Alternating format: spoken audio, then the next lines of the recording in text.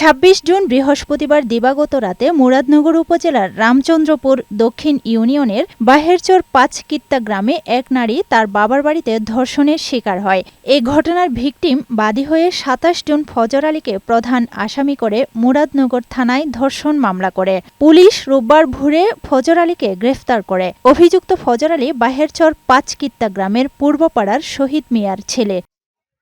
এদিকে ঘটনাটির ভিডিও ধারণ করে যারা সামাজিক যোগাযোগ মাধ্যমে ছড়িয়ে দিয়েছে তাদের মধ্য থেকে আরও ৪ জনকে গ্রেফতার করা হয়েছে। গ্রেফতারকৃতরা হল অনিক, সুমন, রমজান ও বাবু।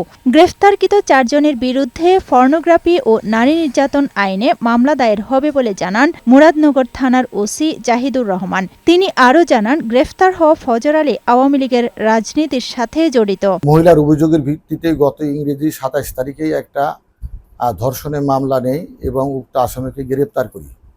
পরবর্তী পর্যায়ে ফেসবুকে দেখা যায় যে ওই মেয়ের একটা খারাপ ছবি ফেসবুকে ভাইরাল হয়েছে। উক্ত ঘটনার বিষয়ে ৪ জন আসামি গ্রেপ্তার করি। তাদের ভিতরে আইনগত ব্যবস্থা প্রক্রিয়াধীন আছে।